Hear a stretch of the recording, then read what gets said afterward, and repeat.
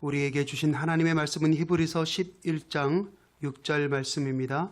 믿음이 없이는 하나님을 기쁘시게 하지 못하나니 하나님께 나아가는 자는 반드시 그가 계신 것과 또한 그가 자기를 찾는 자들에게 상 주시는 이심을 믿어야 할지니라.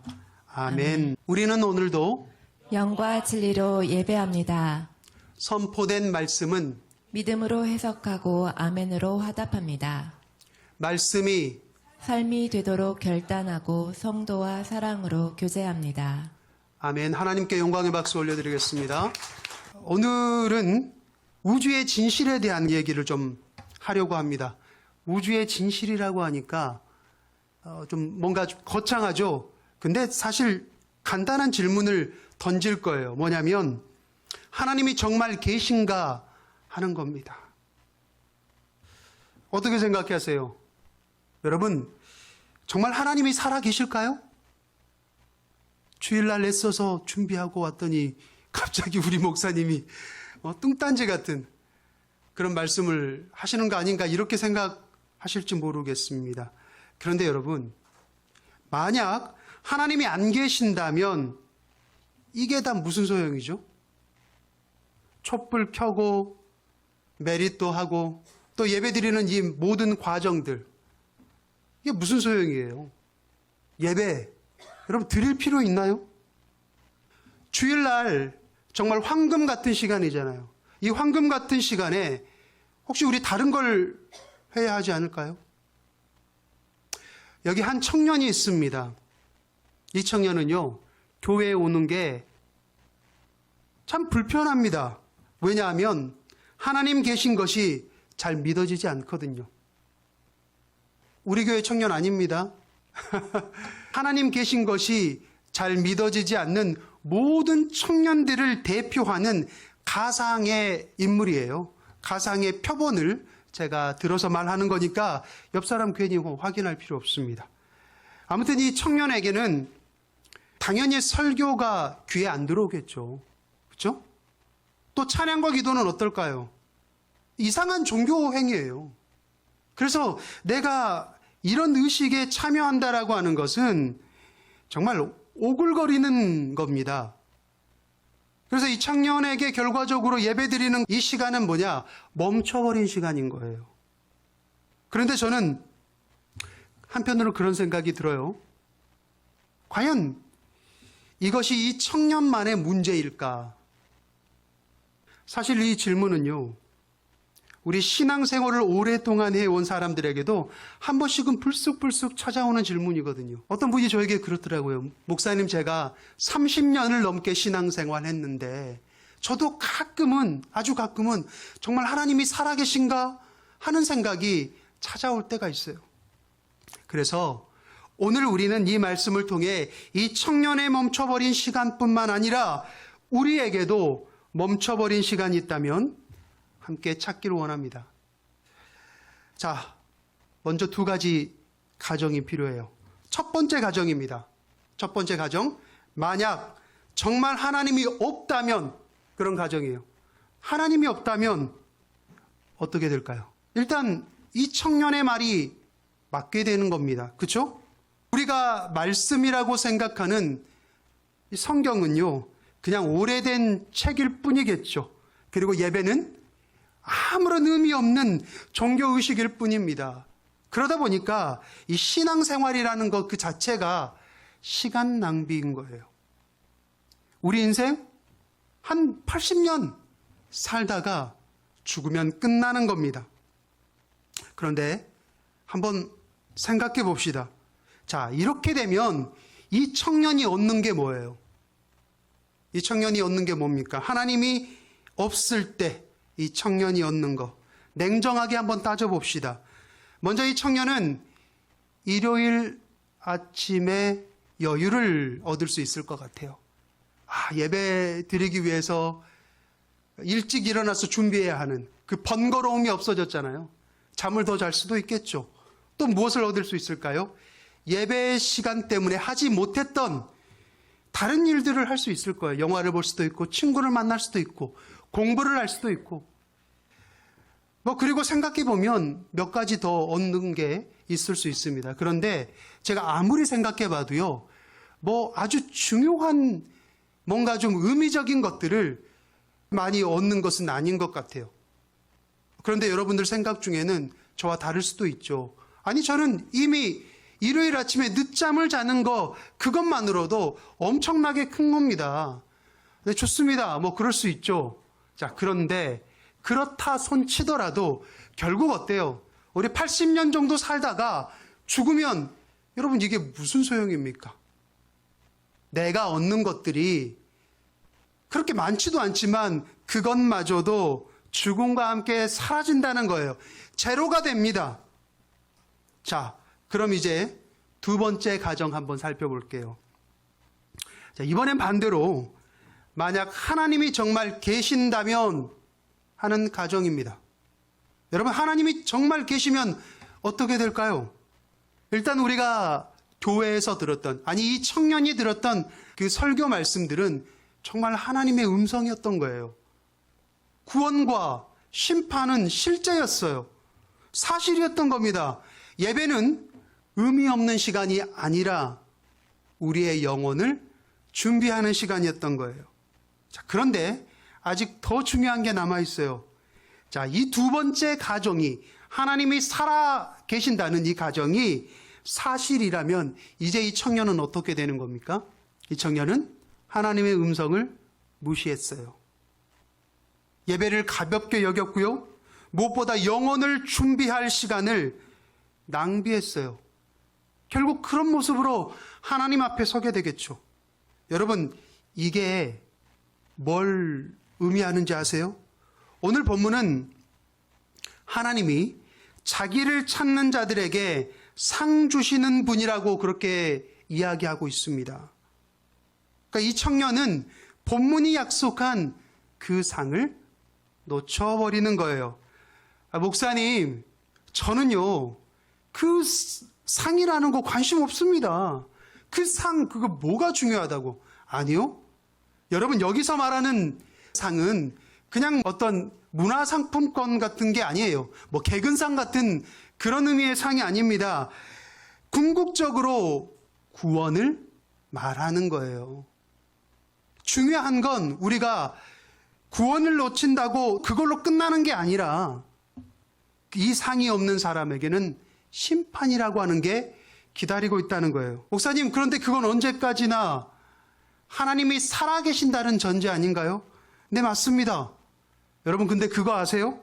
세상에는요, 두 가지 조건밖에 없어요. 하나님이 계시거나 계시지 않거나 중간은 없습니다. 하나님이 계실 수도 있고 안 계실 수도 있는 어떤 회색지대 같은 거, 이런 거 없어요. 마치 동전의 양면과 같은 겁니다. 동전이 어때요?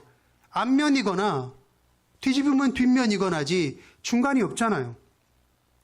자, 오늘 성경은 이 가능성 앞에서 우리에게 경고하는 겁니다.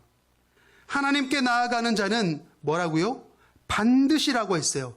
반드시 그가 계신 것과 이것을 믿어야 할지니라. 자, 여기에 쓰인 이 반드시라는 단어는 헬라어 원문으로 데이라고 하는데요. 이 데이는 필연성을 의미하는 거예요.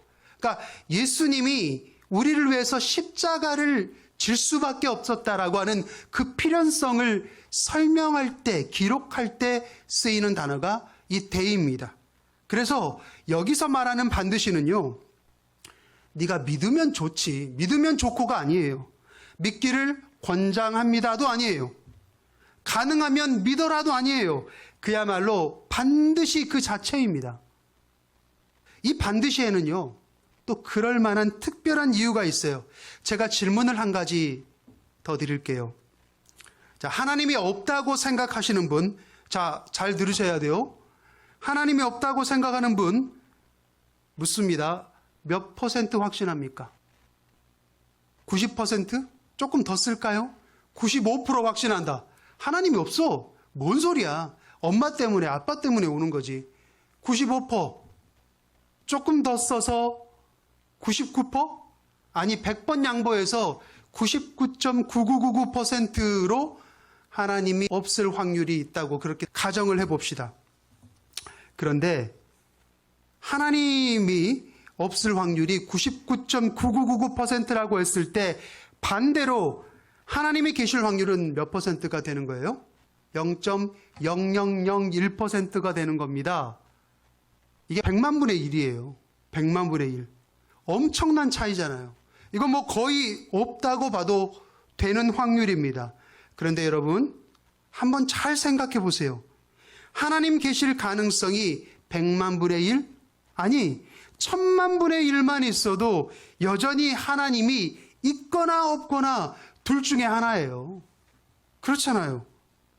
그런데 만약 하나님이 계신다면 그 1000만 분의 1이라고 하는 가능성 때문에 여러분의 영혼이 거기에서 결정이 된다는 거예요.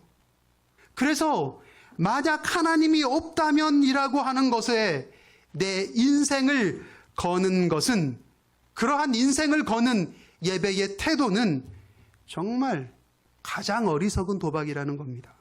중요한 것은요, 반드시 오늘 말씀해 보니까 반드시 믿어야 할지니라 했어요. 여기에 중립은 없습니다. 믿는 것도 아니고 안 믿는 것도 아닌 어떤 회색지대 없어요. 볼까요? 침몰하는 배가 있습니다. 그럼 어떻게 해야 될까요? 뭐 어떻게 하긴 어떻게 해요. 무조건 나와야죠. 구명보트를 타고 나와야 돼요. 그런데 어떤 사람이 자꾸 망설이는 거예요. 뭐라고 이야기하냐면, 이 구명보트 믿을 수 있는 겁니까? 솔직히 이걸 타야 할지 말아야 할지 확신이 안 서요. 이러지도 저러지도 못하겠어요. 그러면서 결국 보트에 오르지 못합니다. 자, 과연 이게 중립입니까? 중립이에요? 아니죠. 이건 선택입니다. 결과적으로 볼 때 저는 침몰하는 이 배에 남겠습니다라고 하는 것을 선택한 것이지 중립이 아니란 말이에요. 그렇잖아요. 마찬가지입니다. 우리가 교회에는 왔지만 적극적인 태도가 아니라 건성으로 예배드리는 모습은 결코 중립이 아닙니다. 목사님, 솔직히 제 입장을 말씀드릴게요. 솔직히 제 입장은요, 하나님이 안 계신다고 생각은 하지만 또 그렇다고 해서 완전히 하나님이 안 계신다고도 생각하지 않아요. 저는요, 딱 중립. 그게 제 입장이에요. 여러분, 아닙니다. 미안하지만 그것은 이미 보트를 타지 않는 것을 선택한 것과 마찬가지예요. 내가 말씀을 듣지 않는 것, 이것은 어차피 교회에는 왔으니까 내가 말씀을 듣고 있지 않아도 중립 정도는 되겠지. 아니요. 이것은 중립을 선택한 것이 아니라 말씀을 거부하겠다라고 하는 것을 선택하는 거예요. 신앙생활을 건성으로 하겠다. 예배에는 오지만 찬양은 따라 부르지 않겠다. 기도는 하지 않겠다. 여러분, 이것은 중립이 아니라 하나님을 진지하게 대하지 않겠다를 선택한 겁니다. 결론적으로 오늘 본문에 말하고 있는 하나님께 나아가지 않는 거예요. 이거는요, 하나님이 없을 것이다에 여러분의 인생을 거는 거예요. 조금 전에도 말씀드렸지만 가장 위험한 도박입니다. 여러분이 예배 드리는 몇 시간, 특별히 우리 교회 예배 그렇게 길지도 않아요. 설교하는 이 몇 분을 두고 영혼과 거래하지 마세요. 이것이 바로 오늘 본문이 반드시라고 강조하는 이유예요. 본문의 핵심을 다시 한번 보십시오. 하나님께 나아가는 자는 반드시 그가 계신 것과 또한 그가 자기를 찾는 자들에게 상 주시는 이심을 믿어야 할지니라. 자, 여기서 중요한 포인트가 또 하나 있습니다. 자기를 찾는 자들이라고 표현했어요. 자, 찾는다는 것은 어떤 자세를 말하는 거죠? 소극적인 자세입니까? 적극적인 자세입니까? 그렇죠. 적극적인 자세를 말하는 거예요. 능동적으로 내가 알아서 열심히 찾는 거, 그거를 말하는 거예요. 요한복음 14장 21절 우리 함께 한 목소리로 읽어보겠습니다. 나의 계명을 지키는 자라야 나를 사랑하는 자니 나를 사랑하는 자는 내 아버지께 사랑을 받을 것이요 나도 그를 사랑하여 그에게 나타나리라. 여기 보세요. 하나님은요, 진심으로 찾는 자에게 직접 당신을 나타내시는 분입니다. 특별히 교회에 나오면서도 하나님을 진지하게 대하지 않는 분들에게 제가 묻겠습니다. 여러분은 정말 하나님을 간절하게 찾아본 적이 있습니까? 오늘 선포되는 이 말씀이 정말 하나님의 음성인지 여러분 진지하게 묻고 있냐는 거예요. 내가 기도를 해야 되는데, 내가 어려운 문제가 있는데 하나님 앞에 하나님 정말 당신이 살아계신다면 제 간절한 기도를 들어주세요라고 정말 간절하게 기도해 본 적이 있냐는 거예요. 하나님은 당신을 찾지 않는 자에게는 나타나시지 않습니다. 자, 지금 이 순간 여러분 앞에는 두 개의 문이 있어요. 하나는 하나님이 없을 것이다 라고 쓰여진 문이고요. 또 다른 하나의 문은 내가 하나님을 찾겠다라고 쓰여진 문이에요. 자, 여러분은 지금 어느 문 앞에 서 계십니까? 첫 번째 문을 열면 일요일의 자유가 있습니다. 편안함이 있어요. 그러나 그 너머에는 텅 빈 영혼이 기다리고 있어요. 심판이 기다리고 있습니다. 그런데 두 번째 문을 열면 무엇이 있을까요? 말씀이 있습니다. 기도가 있습니다. 네. 가끔 불편함도 있어요.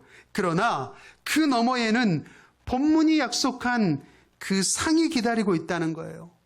여러분, 이 상은 우리가 죽음 후에 천국 가는 그런 구원만을 얘기하는 게 아닙니다.